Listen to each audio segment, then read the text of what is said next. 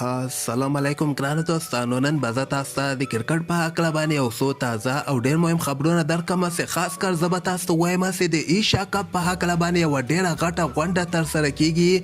دغه غونډه به په کوم تاریخ باندې ترسره کیږي او په دغه غونډه کې به کومې فیصلې کیږي او که خیر په همدغه غونډه کې به د ایشیا کپ کنفرم تاریخونه به هم اعلان سي. بل به زه تاسو ته د نجیب زدران په هکله باندې یو خبر درکړم چې نن په ډاکا پلی ملک کې د نجیب زدران دوی ټیم لوبه ترسره سوله. په دغه لوبه کې نجیب زدران څنګه بیټینګ ترسره کړې ده او دغه نه علاوه به زه تاسو ته د افغانستان محمد نبي په هکله باندې یو ډېر زبردست خبر درکړم. ویډیو تر اخره پورې وګورئ، په هر څه به تاسو پوه سئ. نو راځم اول زه تاسو ته دغه نجیب زدران په هکله باندې یو خبر درکوم چې نن په ډاکا پلی ملک کې د نجیب زدران دوی ټیم لوبه ترسره سوله.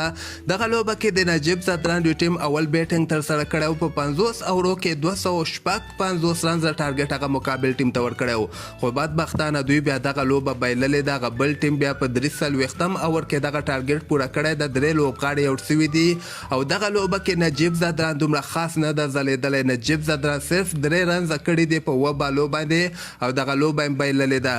بل به زه تاسو ته دغه د پاکستان او د استرالیا چې کومه دویمه ټیسټ لوبه ترسره کیږي دغه سبا ته یعنې 15مه ورځ ترسره کیدونکې ده.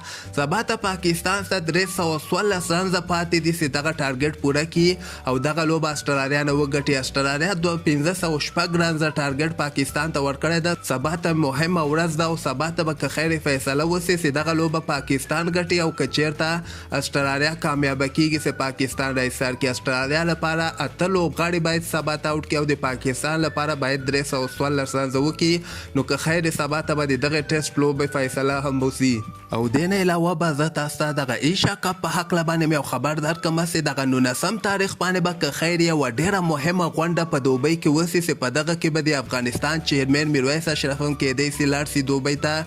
میرویس اشرف به د پاکستان رمیز راجا به او د هندوستان سورف ګنګولي به دغه په یوه غونډه ترسره کړي او په دغه غونډه کې به د ایشیا کپ تاریخونه هم که خیر اعلان سي.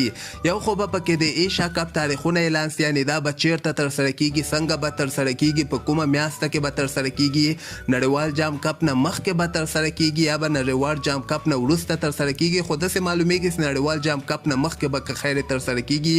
او بل به زه تاسو ته وایم چې رمیز راجا دغه خبر هم کړی ده چې ایشین کرکټ کونسل کومه غونډه چې 19 تاریخ باندې ترسره کیږي د همدغه میاشت یعنې مارچ میاشت 19 تاریخ باندې په دغه کې به موږ د هندوستان کرکټ بورډ سره خبره وکړو چې موږ غواړو یعنې پاکستان غواړي چې تاسو سره یو د 50 اوريزو لوبو سیریز هم ترسره کړي او په دغه سیریز کې انګلند او استرالیا هغه یعنې 4 ټیمه 50 اوريزو لوبو سیریز به ترسره کوو. که چېرته وایي موږ سره هندوستان ومنله نو که خیر د 4 ملکونو سیریز به موږ ترسره کوو او که چېرته بیا هندوستان ونه منله بیا به موږ د 3 ملکونو سیریز ترسره کوو، یعنې د پاکستان، انګلند او استرالیا 50 اوريزو لوبو یو ټراینګولر سیریز به که خیر ترسره کوو. نو 19 د همدغه مارچ میاشتې 19 تاریخ باندې به د ایشیا کپ په هکله باندې که خیر فیصله وسي.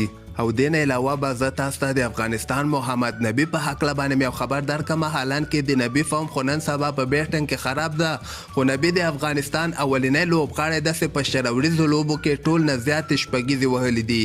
اوسه پورې چې نبي څومره شروریزې لوبې ترسره کړي دي، یو اتیا شروریزو لوبو کې محمد نبي 15 اتیا شپږیزې وهلي دي او سټرایک ریټ یې 142 ده. مکمل رنزونه 1509 رنزه په شروریزه انټرنیشنل لوبو کې کړي دي، یعنی محمد نبي اولنی افغان لوبغاړی د ټول نه زیاتې شپږیزې په شروریزو لوبو کې وهلي دي. نو همدغسې تازه خبرو لپاره تاسو دغه چینل هم در سره سبسکرایب کولی شئ.